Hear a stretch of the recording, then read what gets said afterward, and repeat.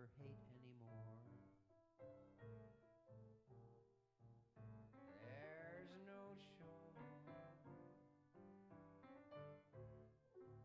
We're all in one boat.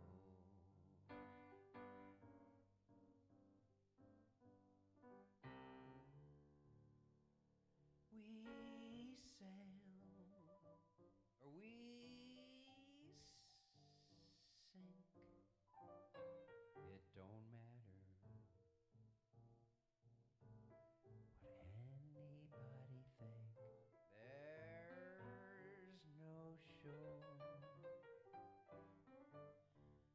We're all in one boat.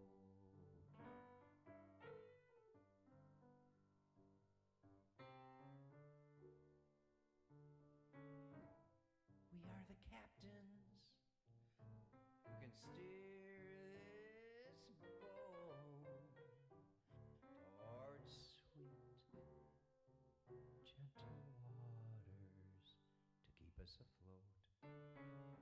With all our goodness, together and joyfully, we'll pour our loving hearts out for this democracy, 'cause we're all in the same boat, and there's no shore. Can't fool Mother Nature anymore, 'cause there's no shore. We're all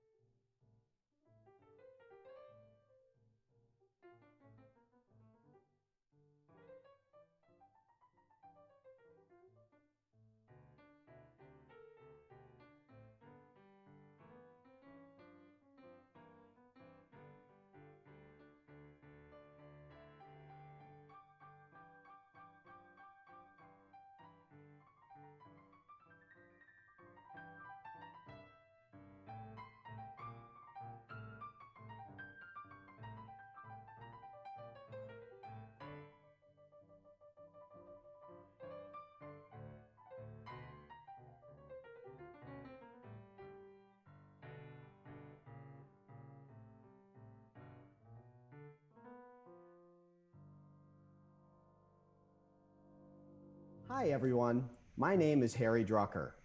This year has been nothing like anyone expected, and neither is tonight's 2020 Gala. It's been a tough year, so we're kicking things off with a little fun. It's my pleasure to introduce Corky Siegel, an internationally known blues harmonica player and pianist. You might know him from the popular Siegel Schwall Band and the Corky Siegel Chamber Blues. Hey Corky, thanks so much for being with us.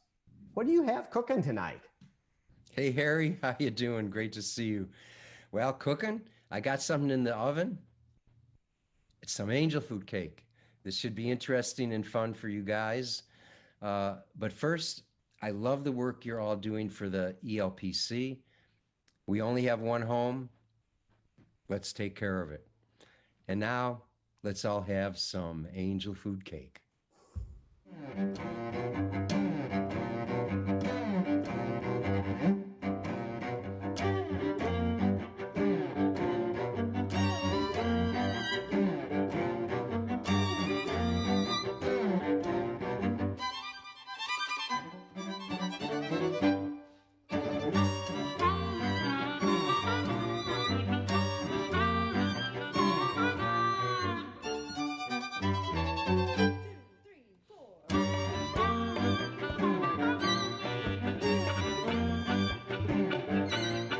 Flowers are grown over my head.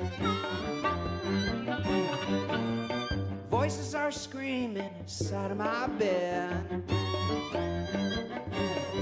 You got to help me, baby, before it's too late. And that's the last time I eat your angel food cake. Your angel food cake, your angel food cake. I was just sitting at the table enjoying. Yeah.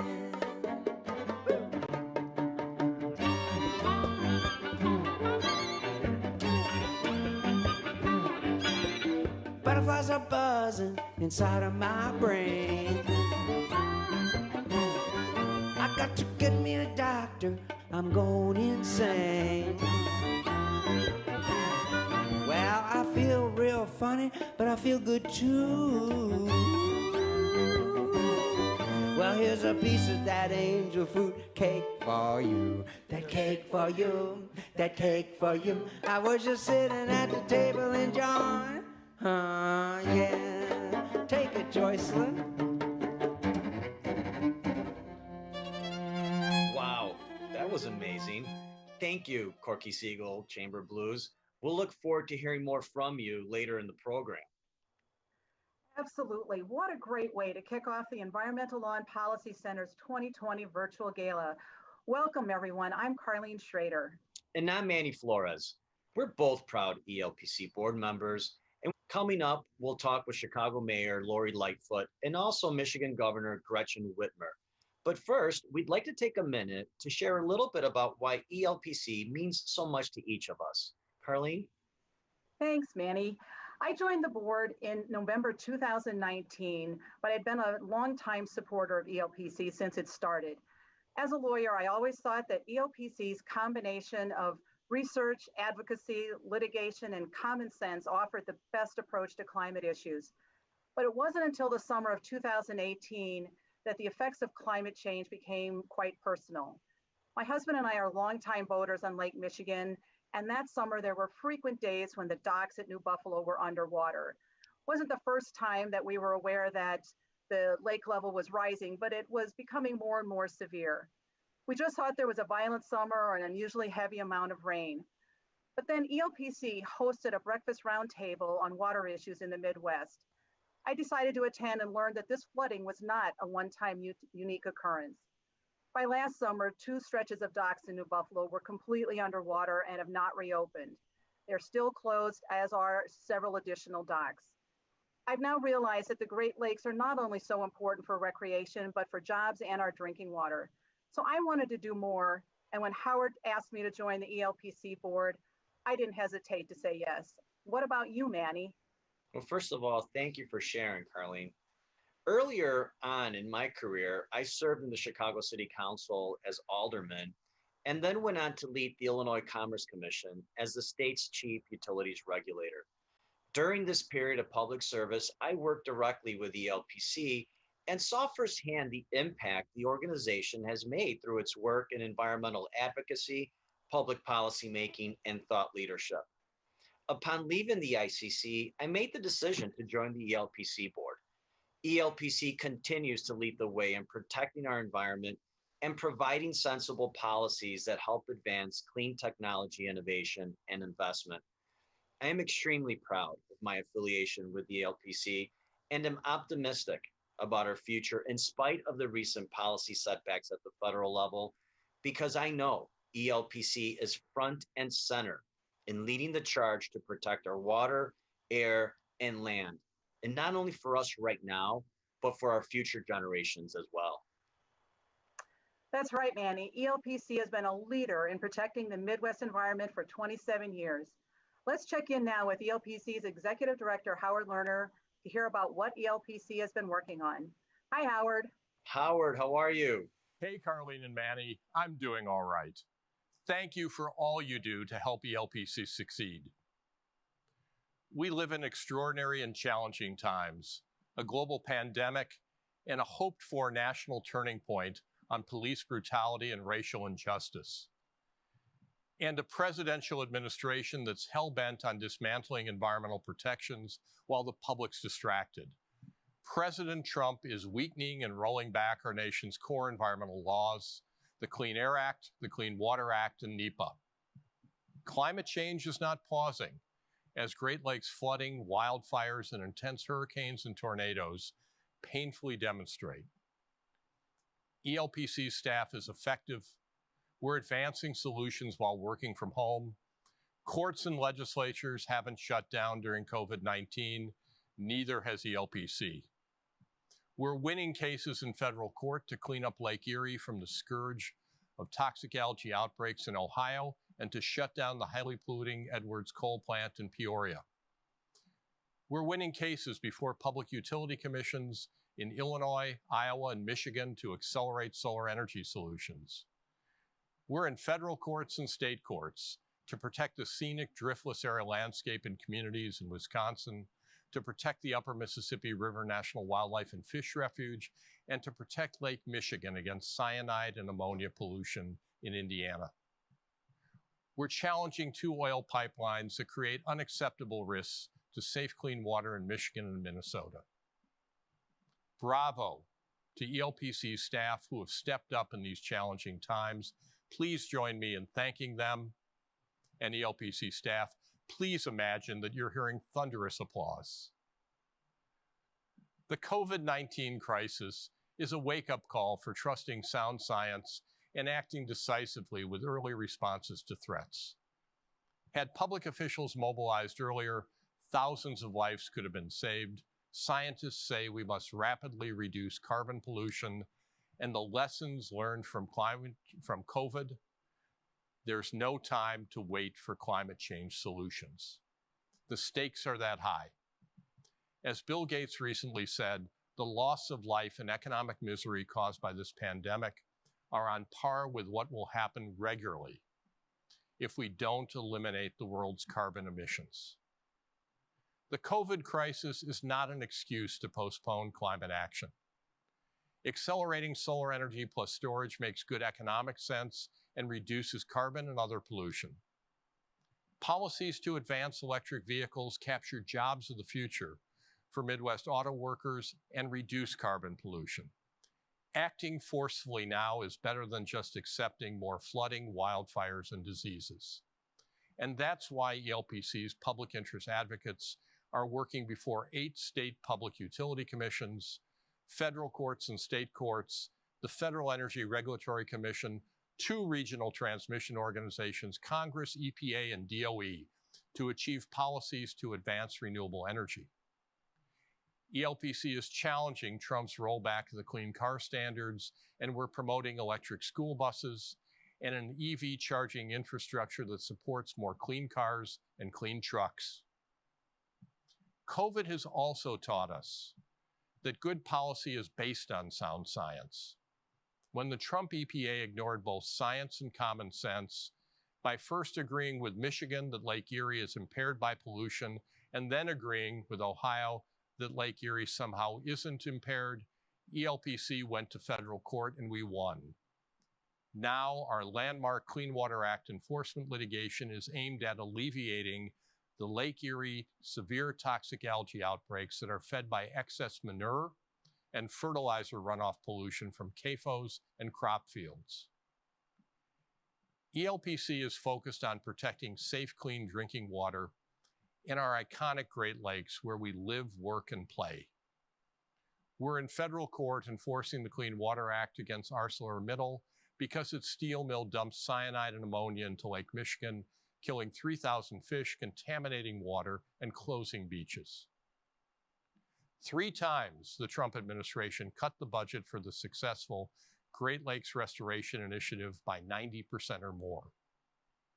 ELPC and our colleagues fought back, and Congress, with a bipartisan vote, rejected these budget cuts. This year, President Trump threw in the towel and said he supports this important Great Lakes program.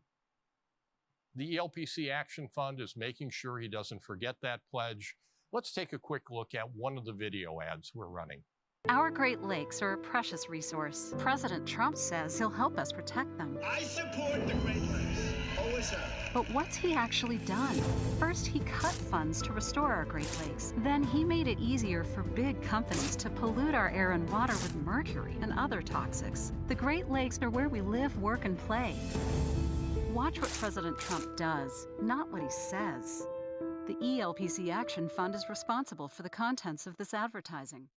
The ELPC Action Fund is running these ads in Michigan, Wisconsin, Indiana, and Ohio because anyone running for president must pay close attention to people in these Midwest areas. Midwest scientists convened by ELPC warn that climate change is causing more extreme lake levels. We're already seeing this happen. ELPC's new mapping focuses attention on solutions to threats from hazardous materials that are stored along the shoreline. We support modernizing land use laws and using wetlands and other natural systems to adapt to the new Lake Michigan water realities. Innovation can help save us. Let's hope that a vaccine for COVID comes soon, and let's be optimistic about climate change solutions. Innovations in solar panels, wind turbines, and vehicle efficiency are happening now. New battery storage technologies enable us to rethink the electric grid. Last year, we generated more electricity from renewables than from coal. That's amazing, and that breakthrough must accelerate and fast. So what holds back this energy and transportation innovation and transformation? Corruption, political clout, and polluters who are stuck in the past. The auto industry lobbied for years to hold back good public transit and cleaner cars. Electric utilities bribed legislators to get their way in Illinois and Ohio. Clean energy requires clean government. Finally, crises can help clarify priorities. Face masks, social distancing, and working from home aren't much fun, but putting our family's health above convenience is a no-brainer. And if we bring that same sensibility to the environment, if we put our money where our mouth is, if we vote as if the planet depended upon it, then we will make a difference, and that's the only choice we have. Thank you to ELPC's board, our advisors, staff, partners, and supporters for all you've done. And thank you for all we will keep doing together to play to win and make a real difference for people, our communities, and our planet. And let me now welcome and introduce the Mayor of Chicago, Mayor Lori Lightfoot. Thank you, Howard. It's my great pleasure to join you for ELPC's first and hopefully only virtual gala. For the past 27 years, ELPC has been a mainstay in Chicago and across the Midwest, doing what's right for the environment and for the health of our region. I applaud the important work you've done and continue to do to ensure that we all have clean air to breathe, safe water to drink, and the beautiful Great Lakes to enjoy.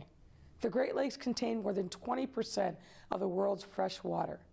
To have such a supply of clean water is a remarkable privilege in a water-constrained world.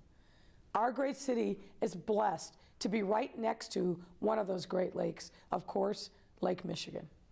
This means that Chicagoans have an access to drinking water supplies. Our city has a competitive advantage in attracting businesses and jobs where water availability matters. And when it's safe, we all get to enjoy picnics, swimming, fishing, and boating at the lake. We're fortunate to have such a treasure at our doorstep, and we're going to do everything we can to protect this invaluable resource for the sake of our environment and each of our neighborhoods. With that, I'm proud to announce that this summer we welcomed Angela Tovar, our new Chief Sustainability Officer, to help the city advance its environmental and climate goals. As the COVID-19 crisis has shown us, our environment has a direct impact on our individual health and wellness, especially for communities of color. That's why we'll be working together to tackle the widespread injustices that have negatively impacted the environmental quality of our neighborhoods. This work will be rooted in our values of equity and inclusion, enhancing our vision of a better, stronger, and cleaner Chicago. Thank you, and now I'll turn it back over to Howard so we can dive into today's discussion. Mayor Lightfoot, thank you for joining us today. Let's talk climate change. Sure. We're seeing high lake levels. It's wreaking havoc on beaches, on bike paths, on people's homes on the south side and the north side. What's the city's plan for doing this? How do we rethink the Chicago lakefront in light of climate change realities? Well, when we think about the lakefront, and we obviously know that it really is the thing that sets Chicago apart from other cities really across the world. And I certainly know that as we went through COVID-19 and managing access to the lakefront.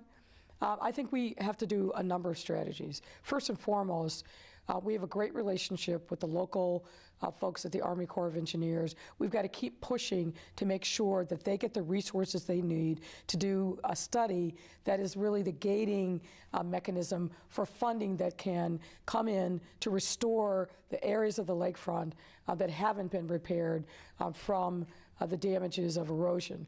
Where we see the areas of the lakefront that have been repaired, it's made a huge difference. But with the rising lake levels, we've got to do better, and it starts with making sure that the Army Corps of Engineers gets the resources it needs. So we're going to continue our advocacy at the federal level to make sure that that happens. The other thing that we have to do is make sure that people along the lakefront who are affected understand the dangers and the risk and take the steps necessary. We've been very proactive in engaging with local stakeholders, engaging with local aldermen. Anytime that we see a threat that lake levels are going to rise to a level of flooding, we're active and proactive out there helping residents be able to respond. But clearly it's not enough. It's ironic because it wasn't that long ago that we were talking about historical low levels in the lake. And so it's not just affecting Chicago, it's the entirety of communities that have access to Lake Michigan that really been affected, both in Michigan and Indiana. And so we have to also think about this as a regional challenge and a regional set of solutions. So we are stepping up our role in regional environmental issues, particularly around the preservation of one of our greatest resources, which is Lake Michigan. The scientists tell us that we're going to see much more extreme highs and lows in the water levels, as you were talking about. The city of Chicago is one of 50 cities that signed the Chicago Climate Agreement in December of 2017. One of the provisions was to move to 100% renewable energy by 2025. How are we going to get there? What's the plan?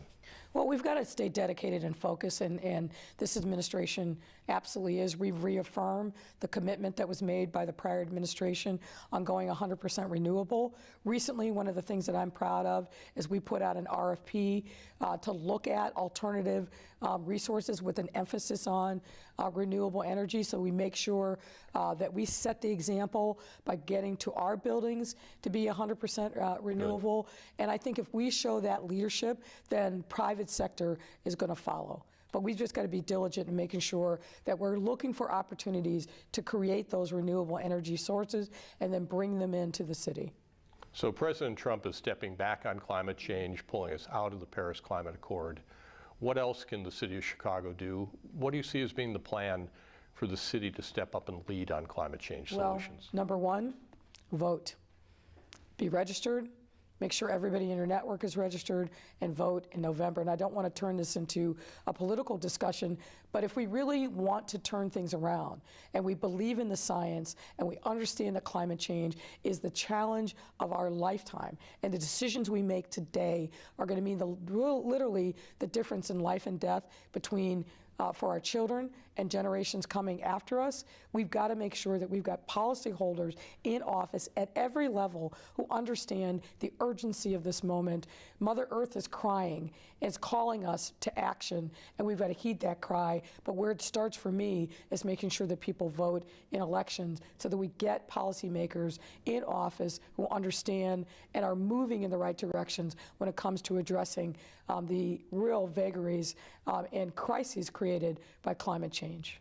In your remarks, you were talking about environmental justice concerns, and communities like the Southeast Side, McKinley Park, Little Village, have had a disproportionate amount of pollution over the years. You know, what's the plan for dealing with reducing that pollution in the communities? How do we change things? How are you thinking about it? Well, look, it is absolutely challenging when Chicago is still, in some ways, transitioning from a big industrial city to a city that recognizes environmental justice and environmental health is critical to families and communities.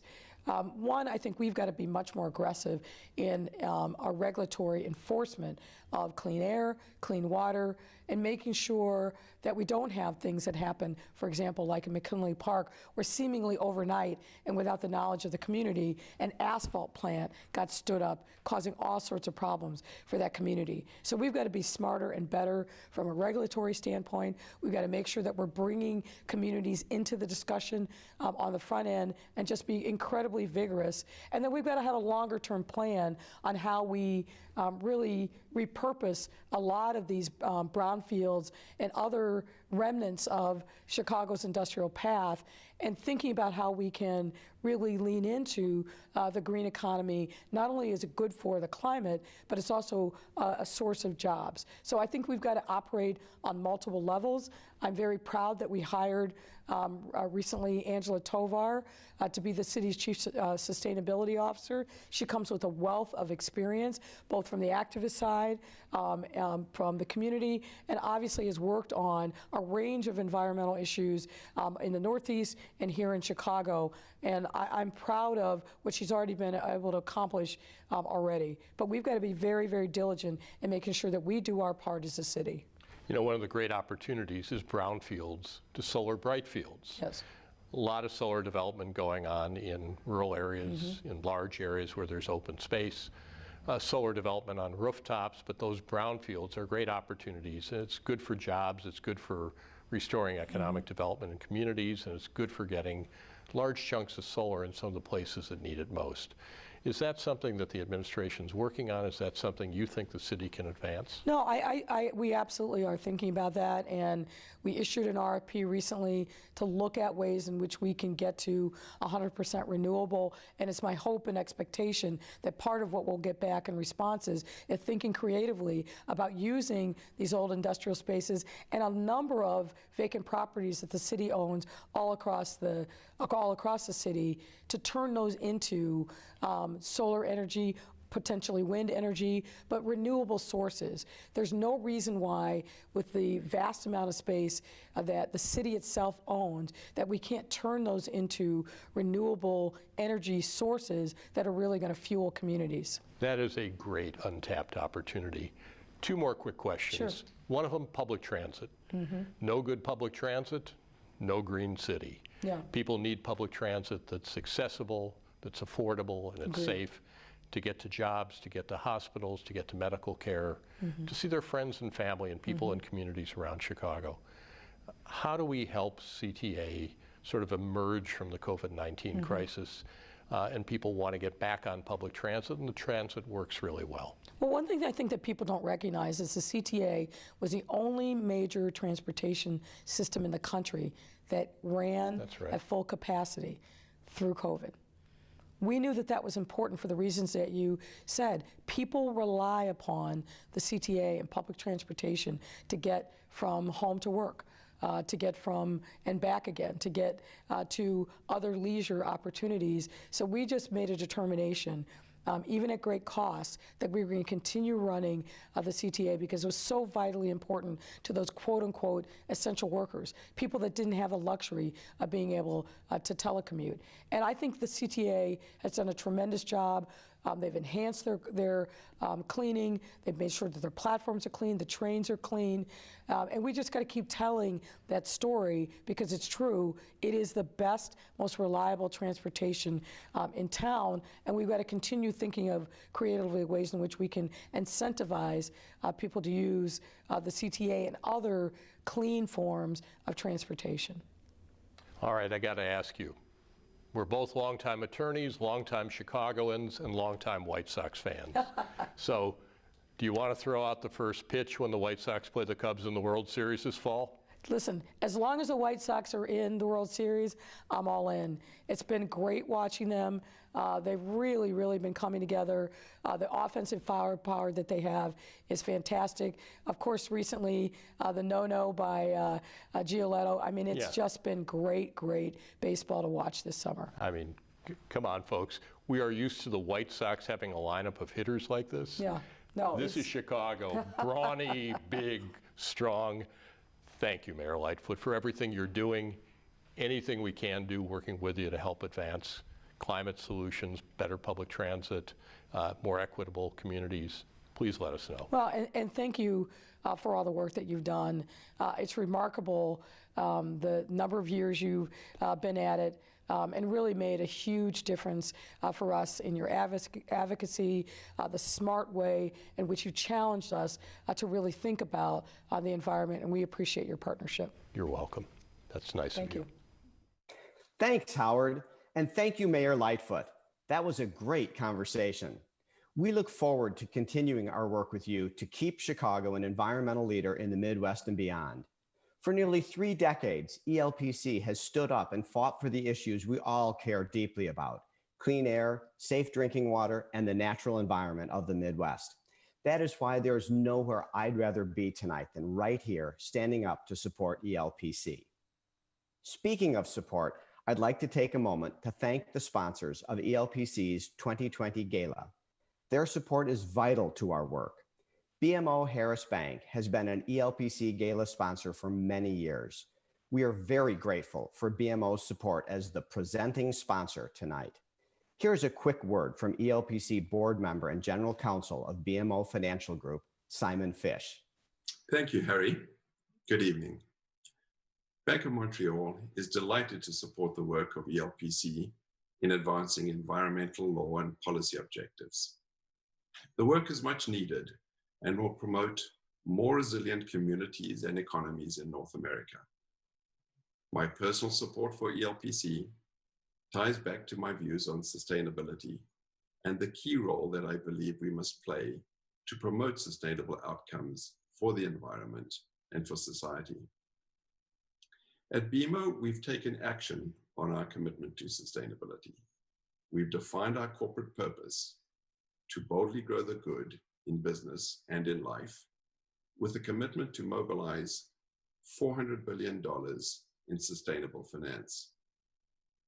Our work with ELPC on environmental protection of the Great Lakes region exemplifies how our partnership can promote better environmental and sustainable outcomes. Now is the time to go bold. A healthy, sustainable economy depends on us protecting our precious natural resources like the Great Lakes. Keep boldly leading the way, ELPC. We're supporting you.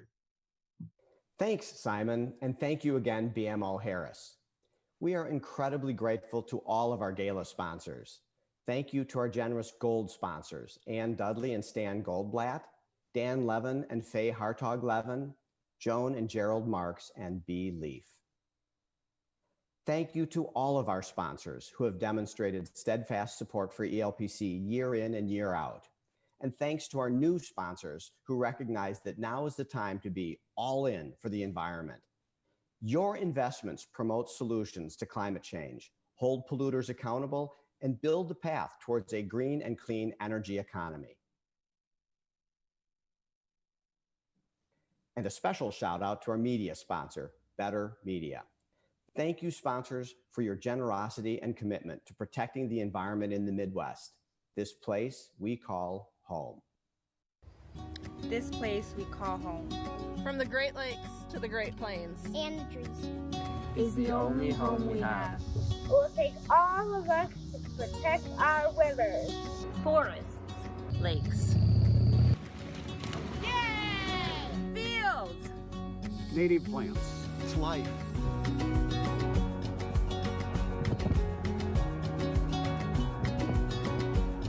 From fresh air To safe, clean water. Renewable energy. and our mineral-rich soil. In this place we call home. Where we laugh. Love, live, Work and play. Now is the time to be all in. For the environment! To protect this place. This place we call home. Join us in making a difference. Join us by making a donation. Join us by making a donation today. Join us by making a donation.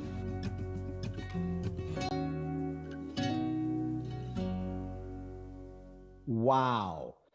I'm all in for the environment. I'm donating, and I hope you will too. How wonderful was that video? Those were not actors. Those were ELPC's amazing staff and their families. Great job, everyone. Let's move on to our second featured speaker tonight. I'm pleased to have the honor of introducing the Governor of Michigan, Gretchen Whitmer. Governor Whitmer is a lifelong Midwesterner born and raised in Michigan. She was the first woman to lead a state Senate caucus. She is also the national co-chairwoman for Joe Biden's presidential campaign. And last month, she spoke on the virtual stage of the Democratic National Convention. We are very pleased and honored to have Governor Whitmer join us for a conversation with ELPC's Executive Director, Howard Lerner. Thank you, Harry.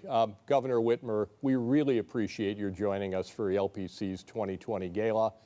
And I know all of us look forward to hearing more about what you're thinking about and doing on climate change solutions, protecting safe water, and the Great Lakes. When you took office, you made clean water and climate solutions a priority for your administration. For example, you created a new state office of climate and energy, and Michigan joined the U.S. Climate Alliance. How's it worked? What's Michigan going to do next to advance climate change solutions? So early on in the administration, I signed the executive order that creates the Department of Environment, Great Lakes, and Energy, which we call EGLE. And within that department, we didn't just renew our commitment to protecting our environment, but we also created an Office of Environmental Justice, public advocate. And I think it's really important to mention this because you can't address climate change without addressing the fact that there is a real connection between vulnerable communities and the impact of climate change. We also launched a cabinet level work group that focuses on ways, finding ways that each state department can lead by example. We think that it's really important to live our values. My team hears me say that all the time, but we want to be the example of what it means to believe in science and to follow facts and make smart decisions. And it's paid off. For example, DNR has focused on how they can make our state fish hatcheries run 100% on renewable energy. And we're making incredible strides all across state government. Now, our work is not done. There is a lot more to do. My team and I continue to work very closely with EGLE and DNR and climate change experts and community leaders to ensure that the decisions that we make are meaningful, that they produce results, and that they are informed by the best science, and so that we can impact climate change through our behavior in state government and through the agenda that we set for the state. Let's turn a little bit to protecting the Great Lakes. Michigan's surrounded by the Great Lakes, and the polling that's been done by the Environmental Law and Policy Center and Michigan League of Conservation voters shows overwhelming public support for protecting the Great Lakes and safe, clean water. It's not just bipartisan, it's really nonpartisan. So what was your reaction when President Trump came to Grand Rapids and said, "I love the Great Lakes, always have," after he's rolled back some of the safe, clean water standards and cut funding for some of the Great Lakes programs? So you won't be surprised by this, but my reaction was just dismay. It is really important that we have leadership that lives their values, right? That the actions follow what the talk is, and preserving our Great Lakes and protecting this incredible resource that is so unique to our state, as well as preserving public health and cleaning up drinking water, is of the top priorities that we have in state government. The health of our families, but also the health of our economy, and the 51 million jobs depend on continued action to protect this resource. This is something that impacts all of us.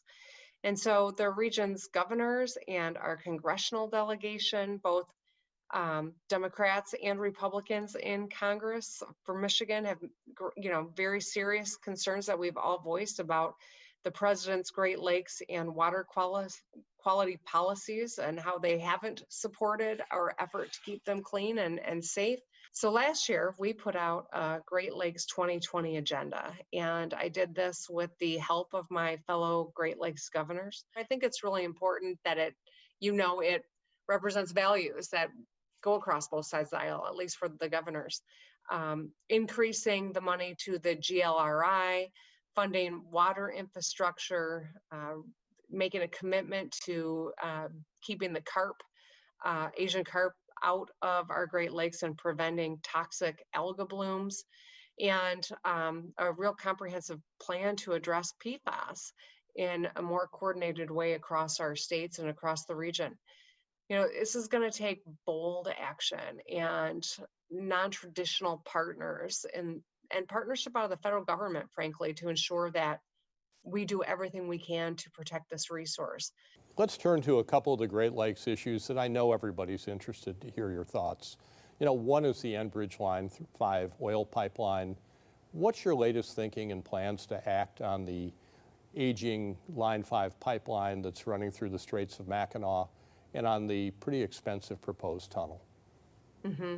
So I'll start with this. My fervent goal is to make sure that we get the oil out of the water. On day one, I literally took my oath of office and handed our Attorney General a request asking her to weigh in on whether or not the agreement struck by the previous administration to tie my hands was valid. Now, she opined that it was not. We've been to court. Unfortunately, we lost in court. And so we're continuing to move forward in terms of our easement review. That is the other piece of the equation. One is the tunnel agreement valid? And the courts have held, yes, it is. Now it is on us to make sure that there's no violations of the easement. And that has been a long, intensive process. So in the meantime, we've done a lot of work to hold the company accountable, including working to get them to temporarily shut down the line after I was alerted to the fact that there was yet another strike of some sort on the line for which they are unable to this day to determine how that happened. We know that a break in that pipeline would be an utter disaster. And so as DNR is wrapping up their easement review, I think that it's really very likely that there will be a determination on that particular front in the very near future. And I remain aligned with the Attorney General and the work that she's doing because I want to get this pipeline out of the water at the earliest possible moment. You probably know that the Environmental Law and Policy Center commissioned a report by 18 university scientists, including Michigan State and University of Michigan experts, on the impact of climate change on the Great Lakes. And one of the things they explained was that we're looking at a future of much more extreme changes in water levels. much higher water levels many summers and then sometimes lower.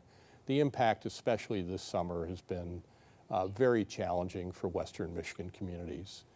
What do you think the next steps are? You know, what are the policy plans you have? What actions should Michigan be taking, other Great Lakes states, to mitigate the problems and adapt to the changing water levels? How are you thinking about this? Well, I think, you know, with our first priority with the high water levels is responding to the incredible erosion and property damage so that we can ensure the safety of our residents. Safety has always got to be the first primary focus. However, we've got a lot of other work that we are doing. So Eagle has diverted resources from other programs to assist property owners, local governments, and technical professions in expediting permits and finding appropriate solutions that protect people and that protect our environment. You know, we have a high waters task force that is focused on providing immediate and long-term solutions to this issue. We've also partnered with the U.S. Army Corps of Engineers so that we can try to identify where they can come in and provide some additional immediate assistance to our communities. So we need to look at resilient infrastructure. I know everyone thinks all I talk about is the damn roads, but we're also talking about the roads. We know that so many were washed out as a result of climate change and this incredible erosion that we have been confronting. And so mitigation and adaptation to make sure that these events happen less often and our communities are more prepared is a twofold work that the departments and that state government is working on. And it's got to be all hands on deck. We've really got to run a robust program, an agenda at all levels, local, state, and federal, in order to combat it and be prepared and keep people safe. You know, what's your vision for the future of electric vehicles in Michigan and beyond? Governor Pritzker in Illinois' new plan says that Illinois will be the best state in the country to manufacture and drive an electric vehicle. What are you, Michigan and Motown, going to do to beat Illinois to be the best state on electric vehicles? I love questions like this, and I love my friend JB Pritzker, but he's just plain wrong on this one. Michigan is going to retain our pole position when it comes to mobility and innovation and being phenomenal environmental stewards, and we're making great strides. Just a few months ago, I created the Office of Future Mobility and Electrification, and they have already, in just a few months, made great strides to address the climate impacts and keep Michigan a mobility leader. Now, as you mentioned earlier, Eagle awarded $1.7 million in the VW settlement funds, and we're using those for EV charging. And the MPSC approved over $20 million in utility EV charging investments. This is something that we are working on statewide, because these are going to be some of the greatest investments in the Midwest. We're going to be a leader, and we're going to continue to work to keep Michigan the global center of innovation and mobility through direct investments in this infrastructure, like EV chargers, and through innovation across our entire transportation system. And we're making great strides.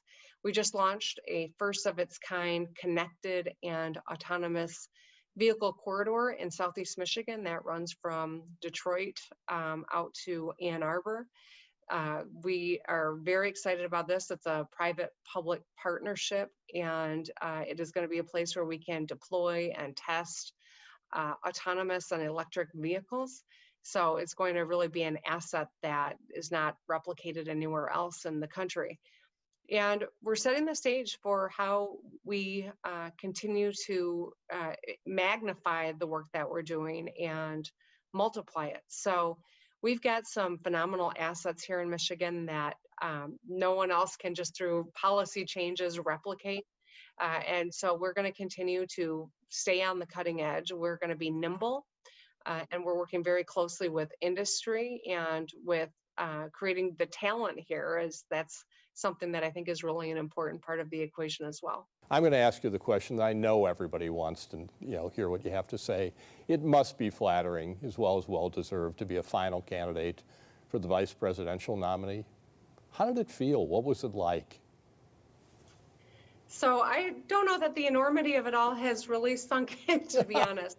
I was surprised that when the former vice president called and asked me to go through the process, I really thought I was going to be one of the people on the vetting team helping him find someone. I never thought I would be one of the people, but I certainly was an honor. As I told him, even on that last meeting that we had in Delaware, you know, I've had a front row seat to the last couple years of this current administration, and I think it's incredibly important that he's successful, and I'm going to be helpful to him in whatever capacity that looks like. But I love my job as governor of Michigan, and I've got 3 generations of my family in this state, and I've never wanted to leave it. And so ultimately, when he chose Kamala Harris, I was thrilled because I think she's fantastic. And now I will have 2 best friends in the White House and have retained the job of governor, which is what I'm so grateful for, and be close to my family. So I think that's a pretty fantastic result. Thank you, Governor Whitmer, for joining us, and thank you for all you've done as Michigan's governor and that you'll continue to do. Now let's check in again with the ELPC staff, my colleagues who help ELPC succeed and make a difference in our world.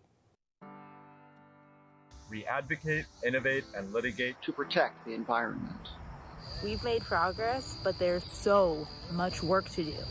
We fight for clean air and clean water for everyone. We fight for the Midwest's Great Lakes, big cities and prairies, and the people, animals, and plants who live there. We fight for the people and places we love. For our kids. And future generations. And their children's children. We need a healthy planet for all of our children. We fight for safe communities. Because we, especially marginalized and vulnerable populations, cannot afford the consequences of climate change. We fight for the future of our planet. It's the only home we have. There is no planet B. I do this work because nature is our greatest playground. Because our environment needs protection. Because I want to keep this lake really clean. because we're up against some powerful fossil fuel companies. Because we should all have equal access to clean air and clean water, no matter your zip code or address. I believe in this work because ELPC is succeeding in holding polluters accountable. It is our time to take action. Join us by making a donation. Because there's no time to waste. The future's in our hands. Let's not waste another minute.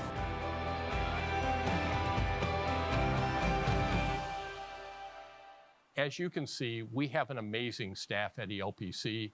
They're smart and effective, passionate and dedicated to our work. We play to win and make a real difference for people, our communities, and our planet. I hope that you'll join us in protecting the Midwest and this place we call home. Thank you so much for joining us tonight. We appreciate it. Thank you.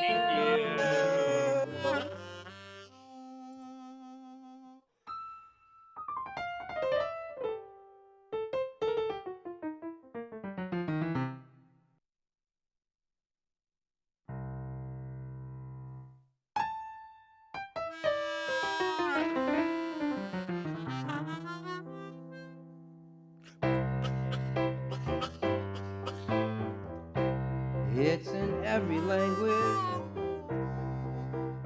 I forgot but easy to do. In France, it's merci beaucoup. Merci beaucoup. This little greeting, right from my heart to your ears. In England, they just say cheers. Cheers, Louise. But I want to say thanks to you in every single language I can touch. In German, it's Danke. I think the same holds true for the Dutch. I diverge. I just wanna thank you so much.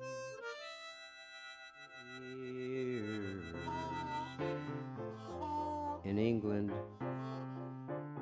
they just say cheers. Cheers, Louise. But I want to say thanks to you in every single language I can touch. In German, it's Danke. I think the same holds true for the Dutch. But I diverge. I just wanna thank